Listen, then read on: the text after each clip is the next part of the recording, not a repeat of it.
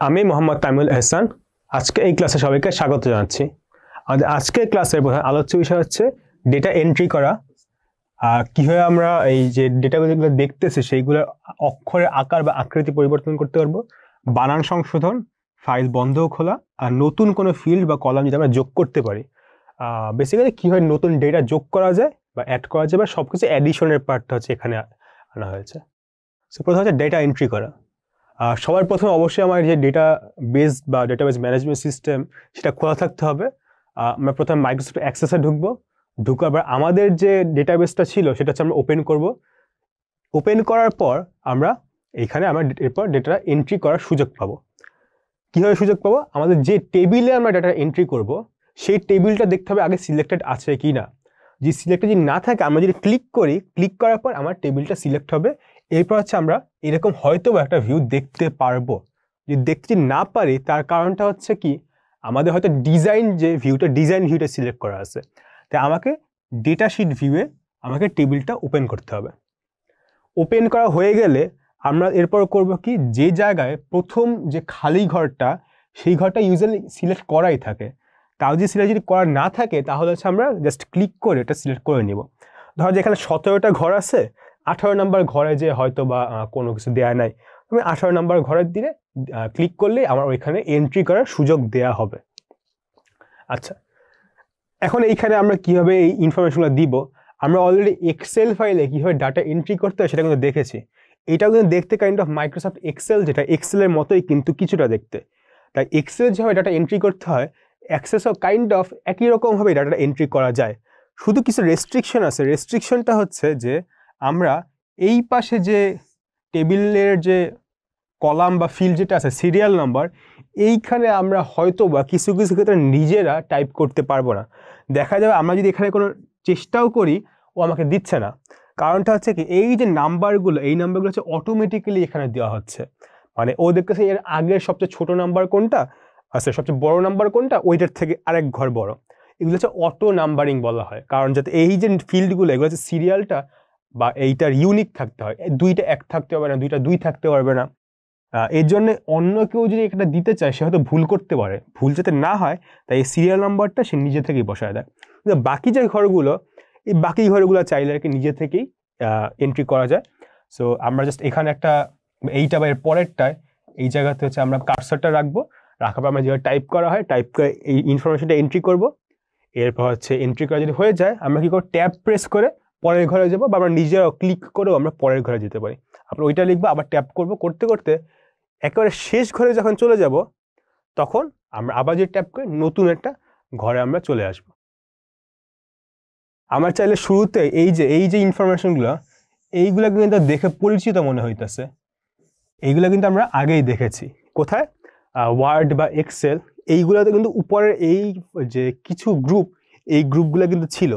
এগুলোর কাজ কি? এগুলোর কাছে আমরা যে ডেটাগুলোকে দেখতেছি, এইটা কিভাবে দেখি, এইটার একটা কি বলে দেখার একটা ভিজুয়াল যে আলাদা করা, সেইটা। আচ্ছা, সো এখানে দেওয়া আছে কীভাবে অক্ষরের আকার বা আকৃতি পরিবর্তন করা যায়। এখানে একটা সমস্যা আছে। সমস্যা হচ্ছে আমরা এক্সেল বা ওয়ার্ডে জাস্ট একটা ডাটা, এইটার হয়তো আমরা জাস্ট রং পরিবর্তন বড় ছোট করতে পারতাম, কিন্তু অ্যাক্সেসে আমি জাস্ট একটা না, আমাকে সবগুলোকে একসঙ্গে পরিবর্তন করতে হবে। আলাদা আলাদা করে কোনো পরিবর্তনের কোনো উপায় নাই। অক্ষরের আকার আকৃতি পরিবর্তনের জন্য টেবিলের যে কোনো ঘরে ইনসারশন পয়েন্টার রেখে ফন্টের আকার বা আকৃতি পরিবর্তন করলে সম্পূর্ণ টেবিলের অক্ষরের আকার আকৃতি পরিবর্তন হয়ে যাবে। কারণ এইটা আসলে তো মানে কোনো ধরনের প্রসেসিং সফটওয়্যার না, এটা একটা ডাটাবেস সফটওয়্যার। হয় তুমি সবগুলোকে বড় করবা, সবগুলোকে ছোট করবা, কারণ এইখানে তো আমার ডাটা নিয়ে কাজ করতে হবে। আমার ডাটা দেখতে কীরকম সেটা নিয়ে কিন্তু কাজ নাই। ওইটার কাজ হচ্ছে এক্সেল বা ওয়ার্ডের। আমাদের ওরকম যদি ডাটা সুন্দর করে দেখানো লাগে, এই ডাটাগুলো আমরা এক্সেলে নিয়ে এরপর হচ্ছে আমরা কাজটা করব। কিন্তু এইখানে আপাতত আমরা বিচ্ছিন্নভাবে কোনো একটি ঘরের অক্ষরের আকার বা আকৃতি আমরা পরিবর্তন করা যাবে না। বানান সংশোধন কীভাবে করে? যে কোনো একটা ঘরে যদি দেখে বানানটা ভুল হয়েছে, আমরা কি করব, যে ঘরে ভুল হয়েছে সেই ঘরে ক্লিক করলে ওই ঘরে ইনসারশন পয়েন্টার বসে যাবে। এরপর আমার যে ভুলটা ছিল আমি নর্মালি যেভাবে খাতায় কেটে ঠিক করি বা মুছে ঠিক করি এরকম করে করলেই হয়ে যাবে। এইখানে আসলে ওরকম ভুল যে হয়েছে ওই ইনফরমেশনটা আসলে এখানে খুব একটা দেখায় না, কারণ যেটা বললাম এটা হচ্ছে একটা ডাটা স্টোর করার উপায়। এই ডাটাটা ভুলও হতে পারে সঠিক হতে পারে, এটা যারা ইউজারকেই দেখতে হবে এটা ভুল নাকি সঠিক। এখানে ওরা আগের মতো কোনো ডিকশনারি থেকে চেক করে যে বলা এই ডাটাটা ভুল, এটা হয়তো বা সে করবে না। এরপর কি কোন একটা ফাইল বন্ধ বা খোলা, আমার ধরো একটা কাজ করা হয়ে গেল, নতুন ডাটাবেস ক্রিয়েট করলাম, নতুন টেবিলও ক্রিয়েট করলাম, সেই টেবিলে কিছু ফিল্ড অ্যাপ্লাই করলাম, বা আমি সেখানে নতুন কিছু ডাটাও এন্ট্রি করলাম। এখন আমি কি করব, এটা আমার ক্লোজ করতে হবে, কারণ আমি তো সবসময় এইটা নিয়ে কাজ করব না, হয়তো পরে আবার কাজ করব বা এখন নতুন কিছু একটা নিয়ে কাজ করবো। তাই করবো কি, আমাকে এখন এটা হয় সেভ করতে হবে বা আমাকে নতুন একটা ফাইল খুলতে হবে। সেভ করার উপায়টা হচ্ছে আমার এখান থেকে কন্ট্রোল এস প্রেস করলেও হবে, বা আমার এখানে যে অ্যাক্সেসের যে আইকনটা আছে সেই আইকন থেকে আমি সেভ দিলেও আমার কাজটা হয়ে যাবে। এরপর নর্মাল আমি ক্লোজ করে দিব। আবার নতুন করে যখন খুলবো আমাকে প্রথমে যে ফাইলটা আমি যেখানে রেখেছিলাম, যদি খেয়াল থাকে যে বলেছিলাম যে আমার নামের নিচে একটা লোকেশন দেওয়া ছিল, ওই লোকেশনটা যার যেরকম ইচ্ছা সেই জায়গায় হচ্ছে সে সেভ করে রেখেছিল, সেই ফোল্ডারে আমাকে যেতে হবে। এরপর আমার যে ফাইলটা আছে আমার অ্যাক্সেস ফাইল, সেই ফাইলে আমি ডাবল ক্লিক করি বা জাস্ট নর্মালি ওপেন করি তাহলে হচ্ছে হয়তো এটা খুলে যাওয়ার একটা সুযোগ আছে। তাও যদি না হয় তাহলে আমরা কি করব, এইখান থেকে আমার যে মাইক্রোসফট অ্যাক্সেসের যে ফাইল লোকেশন সেইখান থেকে হয়তো আমরা আগের কোনো একটা ডাটাবেস হয়তো আমরা খুঁজে আমরা বের করতে পারবো।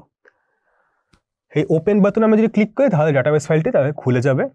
এরপর কি, এই যে বাম দিকে যে টেবিল, সেই টেবিলের উপর ডাবল ক্লিক করলেই আমার ডাটাবেসটা আগে যেটা ছিল সেটা আমার ওপেন হবে এবং আগে যেরকম আমরা কাজ করতেছিলাম একই রকমভাবে আমরা কাজ কন্টিনিউ করে যেতে পারবো। আচ্ছা, এখন আমার নতুন ফাইল আমরা ক্রিয়েট করতে পারি বা পুরাতন ফাইল আমরা খুলে কাজ করতে পারি। এখন আমার মনে হইলো কি, না আমরা আমাদের আগে যে টেবিল ছিল সেই টেবিলের সঙ্গে আর এক্সট্রা কিছু ইনফরমেশন অ্যাড করতে চাই। কীরকম হতে পারে, হয়তো আমরা শুরুতে আমরা একটা জায়গায় দিয়েছিলাম জাস্ট রোল আর হচ্ছে নাম, একটা ছাত্রের রোল নাম, পরে এখন দেখা গেল না রোল নামের সঙ্গে তার আরও কিছু ইনফরমেশন, সেটা হচ্ছে তার ফোন নাম্বার, হয়তো আমরা ফোন নাম্বার আমরা সেভ করতে চাই। আমরা তো শুরুতে করেছিলাম হচ্ছে রোল আর নাম্বার দিয়ে, এখন আমরা ফোন নাম্বারটা কীভাবে অ্যাড করব, ফোন নাম্বারটা পুরো একটা নতুন একটা কলাম, এই নতুন কলাম কীভাবে অ্যাড করে, আমরা তো নতুন রো অ্যাড করতেছি, যখন ইচ্ছে তখন নতুন এরকম কলাম কীভাবে অ্যাড করে। যদি খেয়াল থাকে আমার ডিজাইন যে ভিউটা, ডিজাইন আমার যে ভিউ, যেটা ভিউ দুইটা অপশন ছিল, একটা হচ্ছে ডেটা শিট ভিউ আর একটা হচ্ছে ডিজাইন ভিউ। সো আমাকে কোনো ডিজাইন ভিউটার কাজ কি, ডিজাইন ভিউটার কাছে টেবিলে এই সব ইনফরমেশন নিয়ে কাজ করা, মানে যে হেডারগুলো আছে বা ফিল্ডের নামগুলো আছে সেইগুলো নিয়ে। আর ডেটা শিটের কাজ হচ্ছে এই যে রোগুলো, নতুন রো এডিট বা এন্ট্রি বা ডিলিট করা। তার মোটামুটি জিনিসটা বোঝা গেছে, যেহেতু আমার কাজটা করা লাগবে নতুন একটা কলাম বা নতুন একটা ফিল্ড ক্রিয়েট করতে হবে, তাহলে আমাকে কই যেতে হবে, আমাকে হচ্ছে ভিউ ড্রপডাউন তালিকা থেকে ডিজাইন ভিউ সিলেক্ট করতে হবে।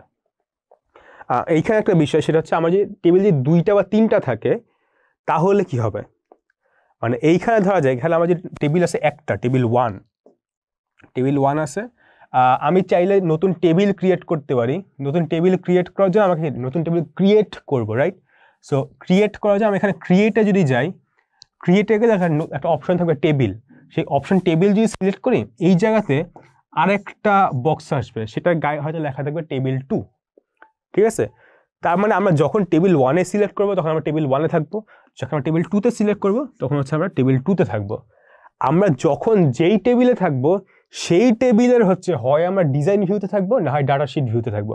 মানে টেবিলটা দেখার উপায় হচ্ছে দুইটা, মানে আমি যদি টেবিল 1-এ যদি আমি যে ডাটা শিট ভিউ থাকি, আমি টেবিল 2-তে চেঞ্জ করলে সেটা কিন্তু ডাটা শিট ভিউ নাও হইতে পারে। সেহেতু আমরা টেবিল 2-তে আগে থেকে আমরা যে সিস্টেমটা সিলেক্ট করে রেখেছিলাম হয়তো সেইটা, মানে আমরা জাস্ট ওই টেবিলটা, মানে আমি এখন টেবিল 2-তে আসলাম, টেবিল 2-এর আমি হচ্ছে ডিজাইন ভিউ দেখতে পারবো বা টেবিল 2-এর ডাটা শিট ভিউ দেখতে পারবো। টেবিল 1-এর ইনফরমেশন দেখতে হলে আবার আমাকে এখানে ক্লিক করে টেবিল 1-কে আমার সিলেক্ট করতে হবে, এরপর আমরা টেবিল 1-এর ডাটা শিট ভিউ বা টেবিল 1-এর ডিজাইন ভিউ যেটা সেটা হচ্ছে আমরা দেখতে পারবো। এই উইন্ডোতে যখন আমরা যাওয়ার পর আমাদের বর্তমানে যেসব ফিল্ডগুলো আছে সেই ফিল্ডগুলো হচ্ছে আমরা পাবো। সেই ফিল্ডগুলো নতুন একটা ফিল্ড লাগবে, তার কি আমরা নিচে আরেকটা ঘরে হচ্ছে আমার কি ফিল্ড লাগবে সেটা হচ্ছে আমরা নামটা দিয়ে দিব। সো ডিজাইন মেনুতে ক্লিক করে ডিজাইন মেনু রিবনে উন্মোচিত হবে, এখানে ইনসার্ট রো এটা যদি ক্লিক করি তাহলে পয়েন্টটা বর্তমানটার পর নতুন একটা ফিল্ডে নিয়ে যাবে। এটা অনেক সময় ইনসার্ট করতে দেওয়াও লাগে না, নিজে থেকে হচ্ছে আমরা ওখানে ক্লিক করলেও আসলে একই রকম আমরা রেজাল্ট পেতে পারি, বা যার যেটা সুবিধা হয়। এখন নতুন ফিল্ডের এখানে ধরা যাক সে হচ্ছে মেল বা ফিমেল, এই জিনিসটা হচ্ছে সে দিতে যাচ্ছে। তাহলে আমি কি নাম, সেই নামটা দিব। এরপর আমরা এটা টাইপ করব। টাইপ করার পর এখন কি করা লাগবে, এটা আমার যেহেতু সেভ হয়ে গেছে, সেভ হওয়ার পর কি করতে হবে, আমাকে আবার ব্যাক করতে হবে। ব্যাক করে কোথায়, ডাটাশিট ভিউতে ব্যাক করা লাগবে। তাই আমি কি করবো, ভিউ আইকনে ক্লিক করলে ভিউ ড্রপডাউন থেকে ডাটাশিট ভিউতে আসবো। কমান্ড সিলেক্ট করলে এরপর কি সেভ করা লাগবে। সেভ এখন করি নাই, কিন্তু সেভ করার একটা বার্তা আসবে। এবার ইয়েস বাটন ক্লিক করব। তাহলে আমরা যখন আমার ডেটাশিট ভিউতে যাবো, তখন কি দেখবো, আমার এই জায়গাতে নতুন একটা ফিল্ড ক্রিয়েট হয়ে গিয়েছে। এইটার ক্ষেত্রে কি মেল বা ফিমেল আমি একটা, বা আমরা যেখানে বলেছিলাম যে ফোন নাম্বার বা যেটাই হোক, নতুন একটা ফিল্ড হচ্ছে আমরা পেয়ে যাব। আচ্ছা, সো আমাদের এইখানে কি কি দেখলাম, কীভাবে নতুন একটা ফিল্ড বা কলাম যোগ করা যায়, কীভাবে নতুন সেই কলামে নতুন ডাটা কীভাবে এন্ট্রি করা যায়, এইসব ইনফরমেশন পরেরগুলোতে কীভাবে এগুলো ডিলিট করা যায় সেইগুলো সম্পর্কে হয়তো জানতে পারবো। আজকে যে ক্লাসটা আমরা এখানে শেষ করছি। সবাই ভালো থাকবে, সুস্থ থাকবে, ধন্যবাদ।